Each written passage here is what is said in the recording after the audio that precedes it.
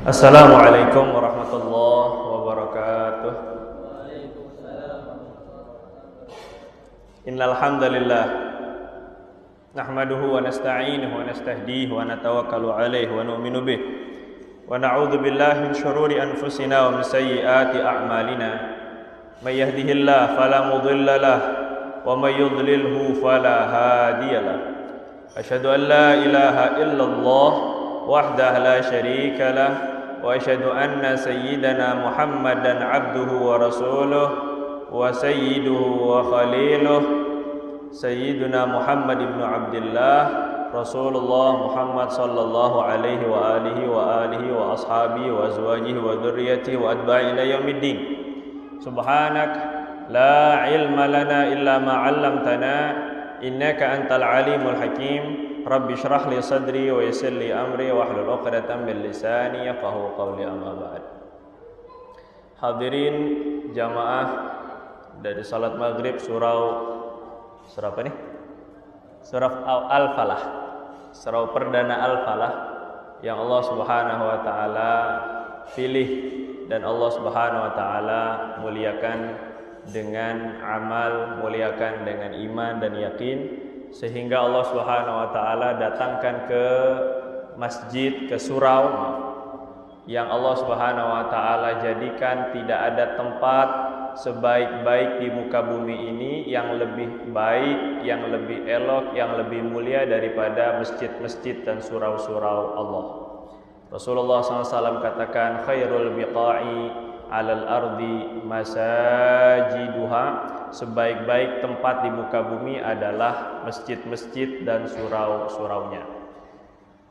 Alhamdulillah, lagi dan lagi kita syukur kepada Allah, dan tidak lupa saya sampaikan salam takzim saya kepada dan hormat saya kepada seluruh pengurusi daripada surau, seluruh tokoh-tokoh masyarakat ataupun juga para jamaah baik muslimin maupun muslimat.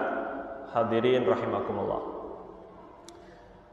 Sebentar lagi atau sekejap lagi Allah Subhanahu wa taala, semoga Allah izinkan, kita diingatkan dan disampaikan kepada bulan di antara bulan-bulan yang mulia, bulan di antara bulan Ashhurul Hurum, bulan yang terhormat bagi Allah Subhanahu wa taala, yaitu bulan Dzulhijjah. Di dalam bulan Dzulhijjah, di sana ada haji, di sana diingatkan tentang kurban. Dalam bulan Dzulhijjah, Allah Subhanahu wa taala mengingatkan tentang kurban, dan juga bertepatan alhamdulillah insyaallah 31 Agustus kita sampai dan diingatkan kembali dengan kemerdekaan satu Malaysia. Jadi agak sedikit sulit untuk kita mencari titik temu antara kemerdekaan, dia sebenarnya adalah pembahasan berasing, kemudian masalah kurban pun juga pembahasan berasing. Tapi ternyata alhamdulillah kita boleh temukan di antara pertemuan dan juga titik temu antara pengorbanan Nabi Allah Ibrahim dengan kemerdekaan yang juga didapati dengan pengorbanan para pejuang kita. Allah Subhanahu wa taala mengingatkan dalam Al-Qur'an, a'udzubillahi minasyaitonirrajim, wa qala, ini surah As-Saffat ayat 99, wa qala inni dzahibun ila rabbi sayahdin. Nabi Ibrahim katakan, saya akan pergi menuju Tuhanku dan dia Allah Subhanahu wa taala akan memberikan saya petunjuk. Rabbi habli minas salihin, ya Allah berikan saya, anugerahkan saya anak yang zuriat yang saleh. Fabasyarnahu bi ghulamin halim. Kemudian Allah SWT katakan, maka kami berikan kabar gembira kepada Ibrahim akan mendapatkan seorang anak yang penyabar, yang tabah. Falamma balagha ma'ahu sa'ya, tapi saat ketika Nabi Ibrahim sudah bersama anaknya Nabi Ismail alaihi wassalam, sudah besar, sudah boleh diajak untuk bekerja, sudah boleh dibawa ke sana dan kemari. Qala, maka Nabi Ibrahim katakan, ya bunayya, wahai anakku terkasih, inni ara fil manami anni azbahuka, sesungguhnya saya tengok pada malam hari tadi, saya tengok semalam di dalam mimpi bahwa saya diperintahkan untuk menyembelih engkau. Fanzur madza tara. Maka Nabi Ibrahim pun musyawarah dengan anak. Menurut kamu macam mana, apa yang saya kena buat? Saya tadi malam bermimpi bahwa saya diperintahkan untuk menyembelih engkau, maka menurut kamu, fanzur madza tara, apa yang menurut kamu saya boleh dan saya kena lakukan? Qala ya abati if'al ma tu'mar. Maka Nabi Ismail katakan dengan penuh ketabahan dan kesabaran, sebagaimana yang Allah Subhanahu wa taala katakan dalam Al-Qur'an tadi, bahwa Allah akan menganugerahkan anak yang penyabar. Maka Nabi Ismail pun katakan, qala ya abati, wahai ayah, if'al ma tu'mar, sudah laksanakan taat kepada apa yang diperintahkan kepada engkau. Satajiduni insyaallah minas sabirin, insyaallah engkau akan dapati saya daripada orang-orang yang boleh bersabar dan bertahan terhadap perintah Allah. Falamma aslama, maka tatkala ketika Nabi Ibrahim dan Nabi Ismail tunduk dan patuh kepada perintah Allah, ketika mereka berdua sudah pasrah kepada perintah Allah, wa tallahu lil jabin, Nabi Ismail ditungkupkan wajahnya di bawah, kepalanya ke arah bawah, jadi menyembelihnya daripada sebelah tengkuk. Nabi Ismail ditidurkan secara apa bahasa sini? Telungkup. Hah? Dadanya di bawah, ini di atas, telungkup. Kalau bahasa Indonesianya tengkurap. Jadi dia di bawah, kepalanya menghadap ke bawah. Jadi disembelihnya daripada tengkuk. Wa nadainahu ayya Ibrahim qad saddaqatar ru'ya. Tiba-tiba Allah Subhanahu wa taala perintahkan kepada malaikat untuk menyeru Nabi Ibrahim sebelum disembelih, wahai Ibrahim, engkau sudah membenarkan, sudah taat kepada mimpi sebagai wahyu kepada engkau. Inna kadzalika najzil muhsinin. Begitulah kami balas orang-orang yang baik. Inna hadza lahwal bala'ul mubin. Sungguh betul-betul perintah yang semacam ini adalah ujian yang nyata bagi Ibrahim. Wa fadainahu bidzibhin azim. Dan kami tukar, kami tebus Ismail dengan dzibhin azim, hewan tunggangan yang besar. Kita belum bicara lagi tafsir. Ini baru lagi terjemahan, baru lagi maksud daripada ayat. Jadi ayat inilah yang ketika kita berkurban, semestinya kita senantiasa ulang-ulang masukkan dan resapi dalam hati maksud daripada ayat. Awal, Nabi Ibrahim awal ketika berdakwah kepada Namrud, cerita panjang sampai akhirnya Nabi Ibrahim dibakar. Dibakar itu bukan main-main. Dalam kitab-kitab tafsir, Nabi Ibrahim dibakar itu dalam satu bilik besar, di dalamnya berisi kayu bakar sepenuh bilik, yang apinya saja dalam kitab tafsir Qurtubi, apinya saja sanggup untuk membakar burung yang tengah lewat di atasnya.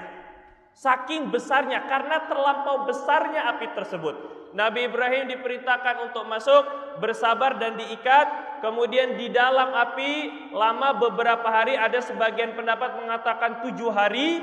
Di dalam api tidak sampai mati-mati, tapi Allah Subhanahu wa taala katakan, qala ya naru kuni barda wa salaman ala Ibrahim. Wahai api, jadilah dingin dan penyelamat kepada Ibrahim.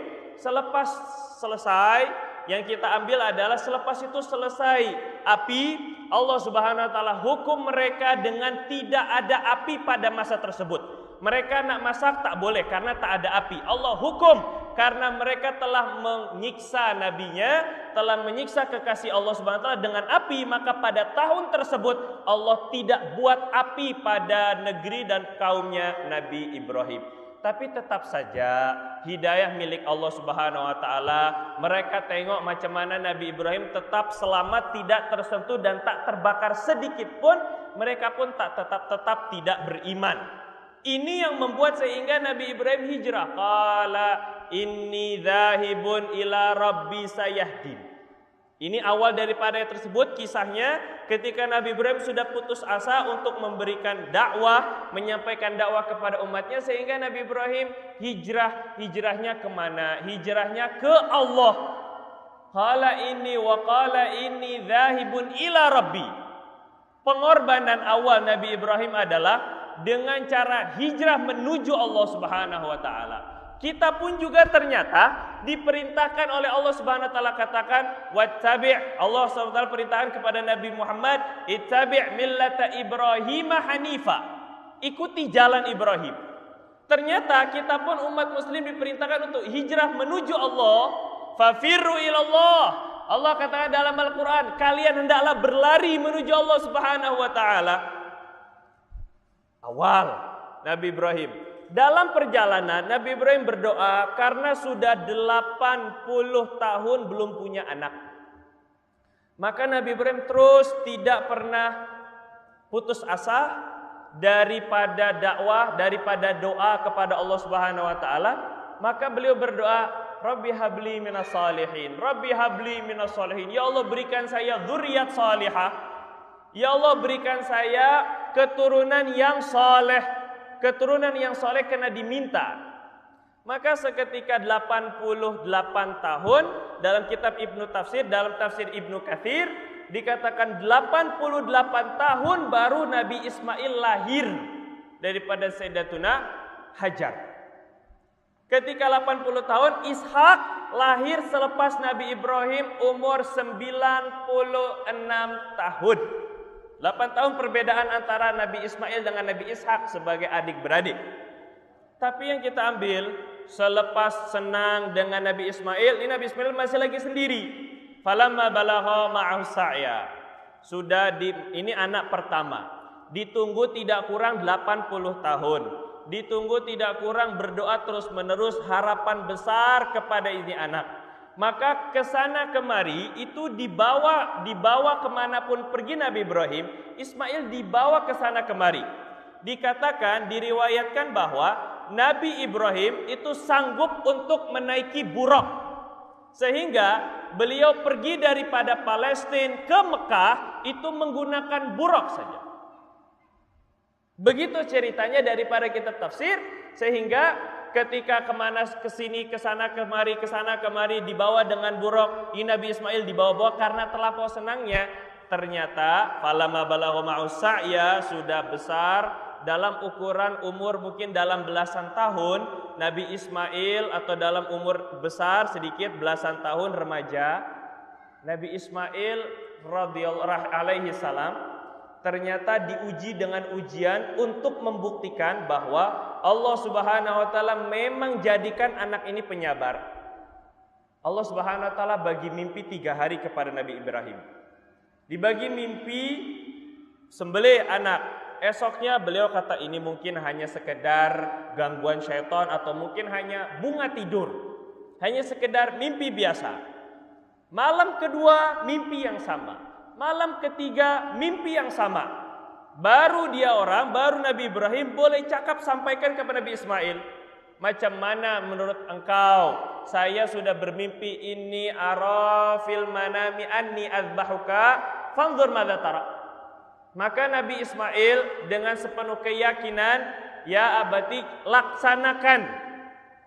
Sebelum ini terjadi, sebelum dilaksanakan penyembelihan, ketika itu Nabi Ibrahim pulang mempersiapkan untuk penyembelihan tersebut. Maka daripada beliau sudah tinggal di Mekah, ketika itu beliau ambil pisau, bawa berdua dengan Nabi Ismail. Datang syaitan. Beginilah perintah Allah Subhanahu wa taala. Ketika datang syaitan, datang mengganggu, pertama kali yang diganggu adalah Nabi Ibrahim. Ada beberapa riwayat dan beberapa kisah Ada yang mengatakan sebagian ulama tafsir katakan, syaitan dia mendahului Nabi Ibrahim nak mencegat, tapi Nabi Ibrahim lari. Ini satu riwayat. Riwayat yang kedua, Nabi Ibrahim datang melewati jalan untuk menuju Mina, untuk menuju penyembelihan, tempat penyembelihan. Tapi ketika itu syaitan katakan, Ibrahim, ini godaan daripada syaitan. Ibrahim, kamu nak kemana? Saya nak jalankan perintah Allah Subhanahu wa taala. Apa perintah Allah? Perintah Allah sembelih anak saya. Gila kamu ini. Gila. Selama ini kamu tunggu-tunggu. Selama ini kamu berdoa. Selama ini kamu berharap. Tapi ternyata selepas kamu sayang, dia orang sudah besar, Allah perintahkan awal untuk menyembelih. Apakah perintah ini masuk akal dan logik? Masya Allah, ini syaitan. Hari ini kita pun juga sama. Kita kadang-kadang dibisiki oleh syaitan dengan perkara-perkara yang membantah perintah Allah dengan logika kita. Ada orang suruh sholat, kalau saya sholat saya tinggalkan kedai, nanti pengunjung, nanti pembeli tak ramai mana? Kalau seandainya saya tidak ikut riba, nanti saya nak makan macam mana? Kalau seandainya saya tak makan riswah, jadi pikir dengan logika. Disinilah pentingnya agama, disinilah pentingnya iman. Taat kepada Allah Subhanahu Wa Taala, tak boleh fikir-fikir. Taat kepada Allah Subhanahu Wa Taala, tidak boleh fikir-fikir. Ketika masih ada masukan logika, masukan pemikiran, berarti maknanya kita orang merasa lebih baik, lebih hebat daripada Allah Subhanahu Wa Taala dan tak yakin dengan perintah Allah Subhanahu Wa Taala. Maka Nabi Ibrahim ambil batu, dilontar 7 kali, hilang itu syaitan. Itulah yang akhirnya nanti menjadi pelontaran Jamratul Aqabah. Itu ketika awal, Jamratul Aqabah. Kemudian syaitan datang lagi kepada Sayyidatuna Hajar, ibu daripada Ismail. Datang kepada Hajar, Hajar, kamu tahu tak suamimu pergi dengan anakmu? Ya saya tahu. Kamu tahu tak dia pergi itu tuh apa? Tak tahulah, katanya ada hajat. Apa kata syaitan? Kamu tahu bahwa anak kamu itu diperintahkan untuk disembelih. Berharap syaitan agar sang ibu membisikkan istri. Ini luar biasa, godaan kedua daripada istri biasanya ataupun daripada suami. Istri dibisik-bisikan, tetapi ketika istrinya Sayyidatuna Hajar punya iman yang kuat, dia punya keyakinan yang sama dengan Nabi Ibrahim, maka Sayyidatuna Hajar katakan, kalaulah itu perintah Allah, maka Allah dan Rasulnya pasti lebih mengetahui. Setan diambil kembali, Sayyidatuna Hajar ambil kembali batu, kemudian dilontarkan kembali kepada setan 7 kali, hilang setan pergi. Yang terakhirnya datang kepada si anak Ismail itu sendiri. Tanya, Ismail, kamu tak tahu tak ayah kamu nak bawa kemana? Iyalah, ayah saya sudah cakap bahwa saya akan disembelih. Kamu akan disembelih? Ayah kamu tega betul.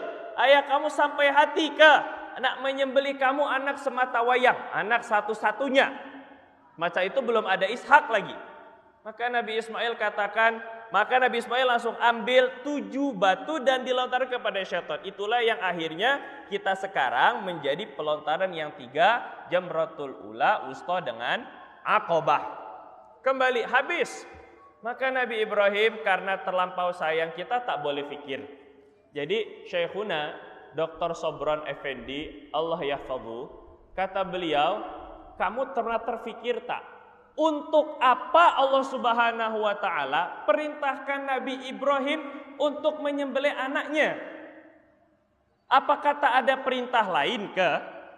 Nabi Ibrahim diperintahkanlah untuk menyembelih sapi saja langsung, lembu, atau diperintahkan untuk menyembelih unta, atau diperintahkan untuk menyembelih kambing, domba, ke apa saja. Kenapa harus menyembelih anak? Ini perintahnya. Ini tak masuk dalam logika. Apa maksud dan tujuan Allah Subhanahu wa taala? Apa maksudnya? Kata Syekhuna, yang disembelih itu bukan Ismail. Yang Allah perintahkan untuk disembelih bukan si anak, tapi cintanya Ibrahim kepada anak. Allah tak inginkan cintanya Ibrahim terkotori dengan cinta-cinta kepada dunia walaupun anaknya sendiri.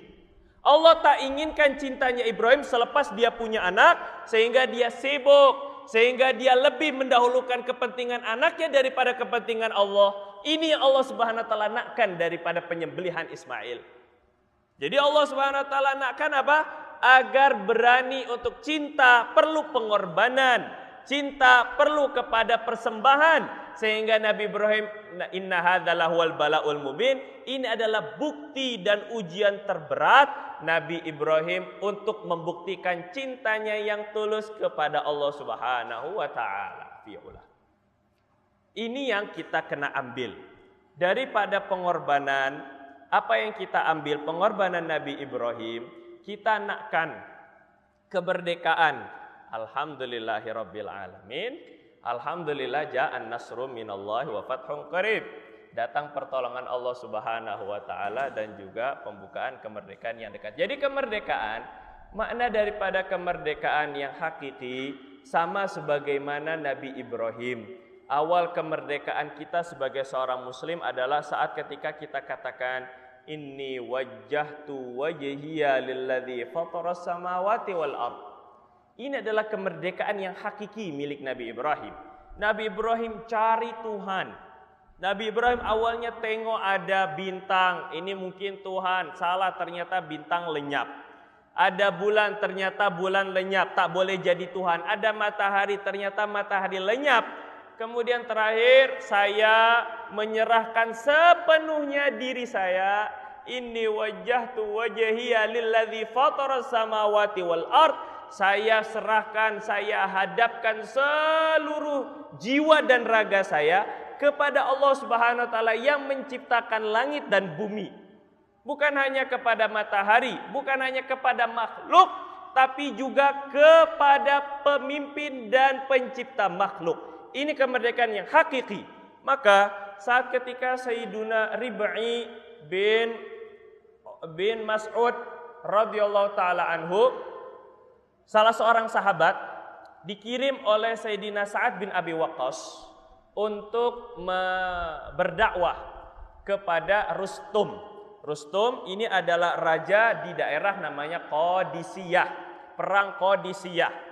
Ketika Sayyidina Sa'ad bin Abi Waqqas memerintahkan kepada Rib'i ibni Mas'ud tadi radhiyallahu taalaan untuk menjadi wakil berdakwah terlebih dahulu sebelum dilakukan penyerangan, dakwah terlebih dahulu. Dakwah dari yang namanya jihad, inti daripada jihad adalah dakwah, bukan peperangan. Karena kalau seandainya dakwah itu adalah, kalau seandainya jihad itu adalah perang, maka maksudnya tidak sesuai dengan maksud Islam itu sendiri. Islam bermakna menyelamatkan. Islam bermakna menundukkan, menyelamatkan dan menundukkan. Maka jihad yang sebenar adalah dakwah, menyelamatkan orang ramai, bukan membinasakan orang ramai. Banyak-banyak mengislamkan orang ramai, bukan mengkafirkan orang ramai. Inilah yang namanya jihad sesungguhnya. Jadi ketika Rib'i bin Mas'ud ditanya oleh Rustum. Rustum ini salah seorang pemimpin kafir ketika itu. Rustum ini sudah tahu bahwa setiap pasukannya sahabat, pasukan Islam, setiap kali menyerang satu daerah, setiap kali menguasai satu daerah, pasti mereka akan boleh menang. Tidak ada kisah dan cerita prajurit Islam itu kalah, tidak ada. Bahkan dalam Uhud sekalipun mereka orang sebenarnya tidak kalah, hanya sementara saja kekalahan untuk membangkitkan orang-orang muslim lainnya, sahabat yang tersisa ketika itu agar tidak terkait dengan dunia. Kisah panjang cerita tentang Uhud, kita tidak bercerita tentang itu. Tapi intinya Rustum sudah tahu dah bahwa dia orang pasti akan kalah dengan orang-orang muslim. Dia orang akan kalah dengan orang-orang Islam. Jadi ketika itu Rustum tanya dengan Rib'i, kamu adalah wakil dari mereka, dari para sahabat, dari para orang-orang Islam. Kamu ini datang ke negara kami nak apa? Kalau kamu nak emas, kami berikanlah emas. Kalau kamu nak perempuan, kami berikanlah perempuan. kalau kamu nak kekuasaan, saya boleh bagi wilayah sedikit wilayah saya, kekuasaan saya kepada awak.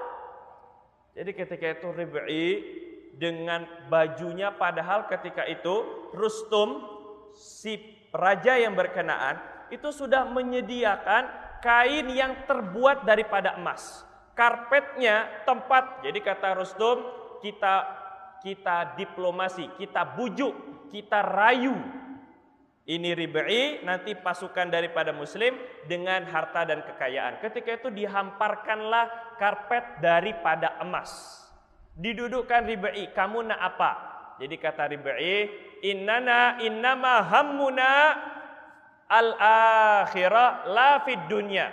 Fikir kami adalah fikir kami macam mana nanti kebahagiaan di akhirat, bukan di dunia.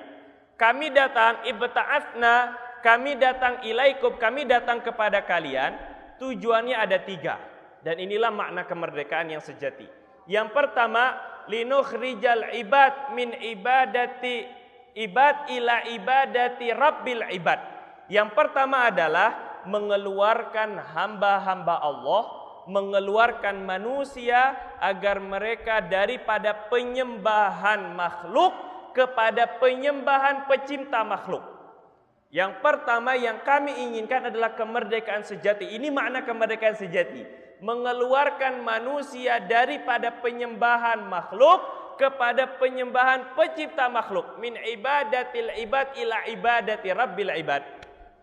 Yang kedua, kami nakkan untuk mengeluarkan manusia min adalatil Islam ila fujuril adyan. Kami nak keluarkan, min fujuril adyan ila adalatil Islam. Kami nak keluarkan manusia, ini kemerdekaan yang sejati. Kami nak keluarkan manusia daripada pemikiran-pemikiran yang lainnya, pemikiran-pemikiran agama lainnya kepada keadilan Islam. Yang ketiga, kami nakkan datang ke sini kemari untuk linukhrijan nasa min zulmati wa dhiqid dunya ila sa'atil akhirah. Kami nak keluarkan manusia daripada gelapnya dunia, sempitnya dunia, huru-haranya dunia, sulitnya dunia kepada akhirat yang luas. Kami inginkan agar orang-orang tidak sibuk kepada dunia tapi justru sibuk lebih kepada akhirat yang jauh lebih luas dan jauh lebih abadi. 3 inilah makna kemerdekaan yang dibawa Islam ke seluruh penjuru dunia. Yang pertama, mengeluarkan diri, mengeluarkan kebesaran makhluk, memasukkan kebesaran Allah. Ini yang terjadi sehingga seluruh perintah-perintah Allah Subhanahu wa taala jauh lebih besar daripada perintah makhluk. Seluruh daripada perintah Allah Subhanahu wa taala boleh didahulukan daripada perintah-perintah makhluk lainnya atau kepentingan pribadi. Kita tengok para sahabat, kalau seandainya mereka fikir-fikir terhadap ketaatan kepada Allah, masih ada kebesaran makhluk dalam hatinya, maka mereka tidak akan taat sesuatu perintah yang tidak sesuai dengan logika. Banyak kisah-kisah yang terjadi. 1. Sayyiduna Sa'ad bin Abi Waqqas, salah seorang pemanah sejati dan pemanah ulung, cerdas sangat untuk memanah. Saat ketika itu dalam peperangan, Sayyiduna Sa'ad bin Abi Waqqas radhiyallahu taala anhu, panahnya sudah habis. Panah. Rasulullah katakan, "Ya Sa'du, irmi ya Sa'du, fidaka abi wa ummi." Ya Sa'ad, terus tembakkan panahmu, bagimu saya tebus ayah dan ibu saya.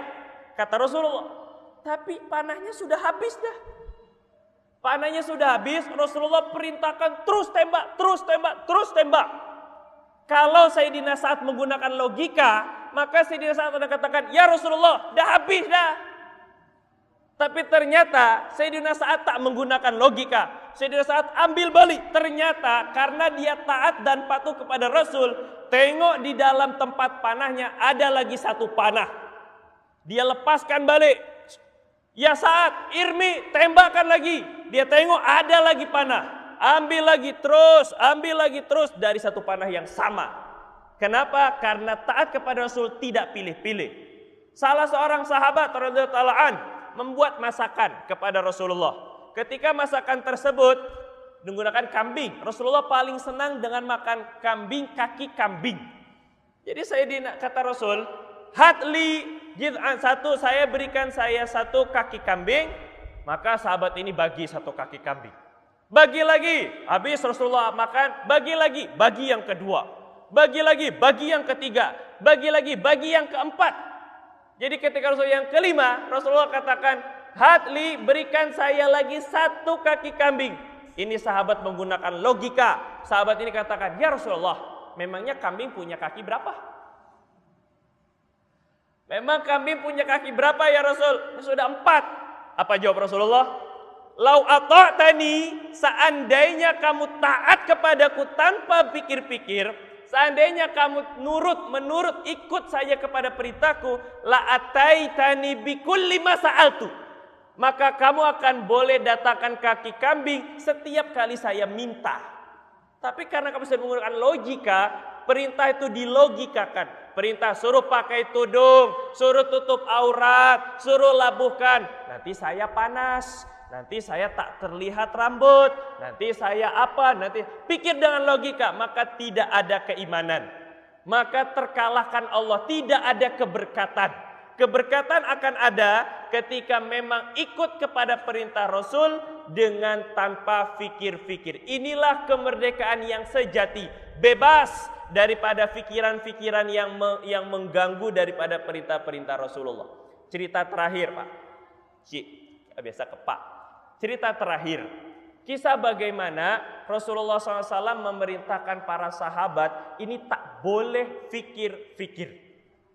Para sahabat pun ketika mereka taat, maka pertolongan Allah akan datang tanpa min haitsu la yahtasib, tanpa ada terbayangkan.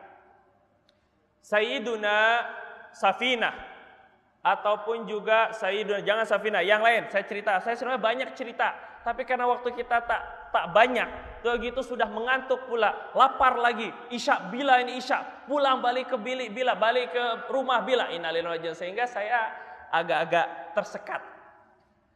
Cerita terakhir, ini terakhir saja, diingat dan ini mohon sangat untuk disampaikan, walaupun yang datang sedikit saya tak kecil hati. Kalau lebih sedikit hanya satu orang pun, saya akan sampaikan dengan semangat yang sama. Tidak ada berkurang sedikit pun, karena saya yakin Allah yang perintahkan, bukan karena jamaah. Ketika Sayyiduna Abu Hurairah radhiyallahu taala anhu. Sayyidina Abu Hurairah radhiyallahu taala an, beliau punya kuncang namanya mizwad. Beliau punya satu kantung kurma namanya mizwad, disebutnya mizwad, kantung kurma. Ketika Rasulullah Shallallahu Alaihi Wasallam sedang dalam perjalanan, makanan seluruhnya habis. Maka Rasulullah perintahkan, kumpulkan sisa-sisa saki baki daripada makanan kalian. Tak ada seorang pun yang punya. Hanya Abu Hurairah yang punya satu kuncang. Ini macam ini lebih kurang lah. Satu kuncang, ini macam ini. Satu kantong daripada kurma. Abu Hurairah, ya Rasul, hatli, berikan kepada saya kurma tersebut. Ya Rasul doakan, Allahumma barik, Allahumma barik, Allahumma barik. Ya Allah berkati.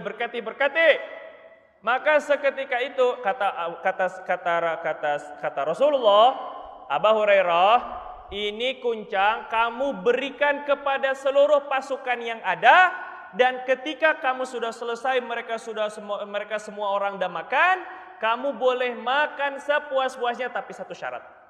Tak boleh dikira, tak boleh ditengok, tak boleh dikeluarkan daripada kuncangnya.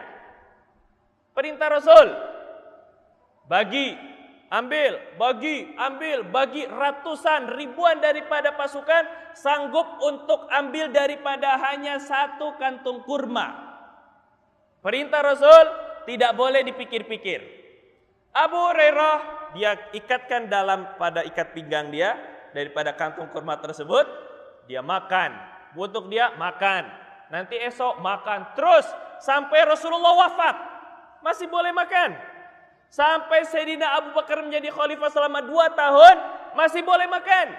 2 tahun lepas itu meninggal dunia, Sayyidina Umar jadi khalifah tidak kurang daripada 5 tahun masih boleh makan. Kurang daripada itu. Jadi kalau kita yang jadi Abu Hurairah, kalaulah kita jadi Abu Hurairah, kita orang, saya punya kantong ajaib macam Doraemon, innalillahi wa inna ilaihi raji'un. Tak, ini memang yakin dengan kekuatan Allah, yakin dengan kuasa Allah, dan yakin dengan perintah Rasul. Tak boleh dikira. Maka taat. Sampai Sayyidina Utsman jadi khalifah 12 tahun makan kurma hanya daripada kantung kurma tersebut tidak habis-habis. Masa Sayyidina Utsman terbunuh ketika itu, maka terjadi fitnah, huru-hara, peperangan dan sebagainya. Ini kantungnya hilang. Tapi tidak kurang berapa lama? 12 tambah 5 tambah 2, tidak kurang 20 tahun lebih memakan kurma daripada kantung 1 biji kantung kurma sahaja. Kenapa boleh semacam itu? Ini bukan cerita dongeng. Ini cerita sungguh, ini hadisnya sahih. Ini bukan cerita macam Cinderella, Pinocchio apa segala macam. Anak-anak kita, budak-budak kita dikisahkan kisah-kisah yang khayal, tapi tak pernah dikisahkan tentang sahabat Nabi, tak pernah dikisahkan tentang orang-orang soleh yang betul terjadi. Nah, ini yang semestinya masuk dalam keimanan kita. Sedangkan Sayyidina Aisyah suruh Rasul, Aisyah itu di kota ini di lemari ada gandum.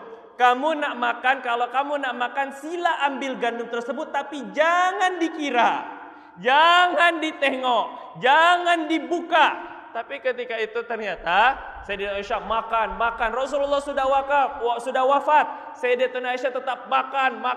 Akhirnya timbullah logika, timbullah pikiran syaitan.